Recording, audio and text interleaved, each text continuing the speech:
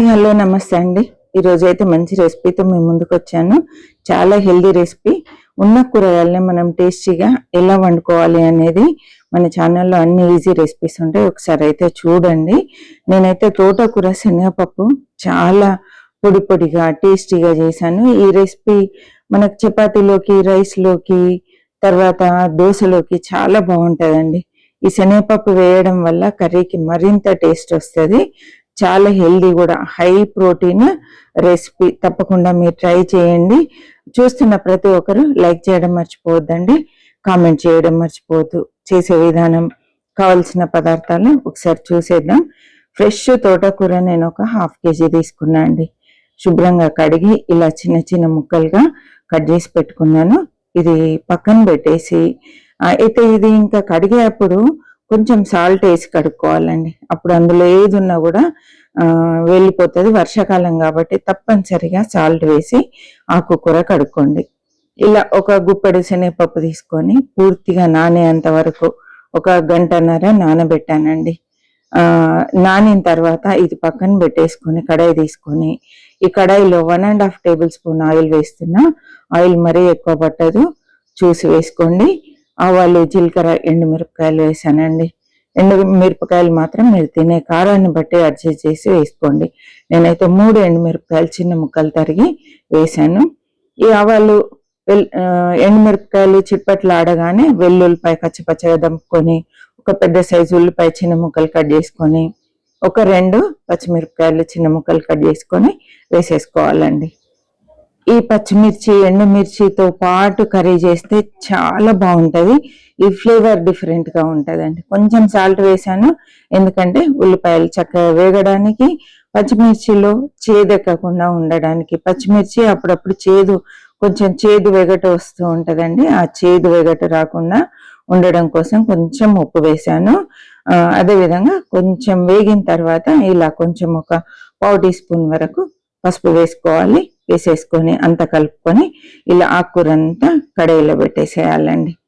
ఈ కడాయిలో వేసేసిన తర్వాత ఒకసారి అంతా స్ప్రెడ్ చేసుకొని మనం నానబెట్టి పెట్టుకున్నటువంటి శనగపప్పు ఇందులో వేసేయాలి. నీళ్ళన్నీ తీసేసి పప్పు మాత్రమే వేసేసి ఒక 1/2 టీ స్పూన్ వరకు ఉప్పు వేయాలి. ఉప్పుల కారాలు మాత్రం మీరు తినేదాన్ని బట్టి వేసుకోండి. మూత పెట్టి ఒక 2 నిమిషాలు సిమ్లో మగ్గించాలండి. హైలో పెట్టకూడదు, సిమ్లోనే మూత పెట్టి మగ్గించాలి. 2 నిమిషాల తర్వాత మూత తీసి చూస్తే ఆకు మంచిగా మగ్గిపోయి ఇలా దగ్గరకు వచ్చేసి ఉంటుందండి. ఇలా కాస్త మనం ఉప్పు ముందుగా వేసాం కదా, నీరు కూడా వస్తుంది. ఇలా అంతా దగ్గరకు వచ్చిన తర్వాత ఒకసారి అంతా కలిపేసుకొని మళ్ళీ ఒక 2 నిమిషాల పాటు మనం మూత పెట్టి మగ్గించాలి.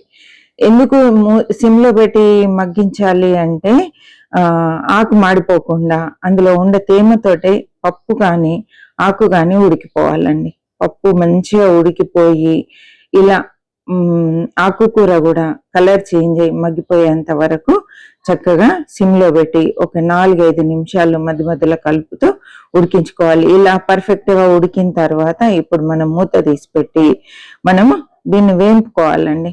ఇలా ఆకుకూర అంతా దగ్గరకు వచ్చిన తర్వాత ఇప్పుడు మనం ఇందులో కొంచెము పప్పుల పొడి వేసుకోవాలండి. మనము అన్నంలోకి, దోశల్లోకి పప్పుల పొడి వేసి పెట్టుకుంటాం కదా అండి, ఆ పప్పుల పొడి కాస్త వేసుకోవాలి.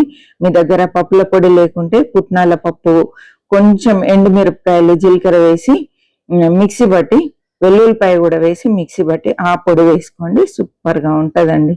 ఇది వేసిన తర్వాత కూడా కాసేపు చక్కగా మీడియం ఫ్లేమ్లో పెట్టి మగ్గించాలి. ఈ పొడి వేసిన తర్వాత మాత్రం కలుపుతూనే ఉండాలండి, లేకపోతే అడుగంటుతుంది.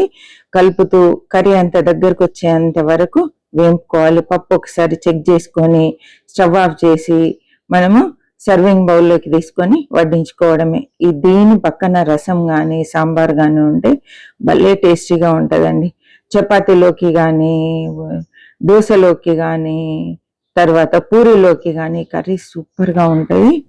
టిఫిన్స్లో ఊకే చట్నీలు కాకుండా ఇలా ఫ్రై కర్రీస్ సూపర్గా ఉంటాయండి. ఒకసారి తప్పకుండా ట్రై చేయండి. చూస్తున్న ప్రతి ఒక్కరు లైక్ చేయడం మర్చిపోవద్దు, అదేవిధంగా కామెంట్ చేయడం మర్చిపోవద్దు.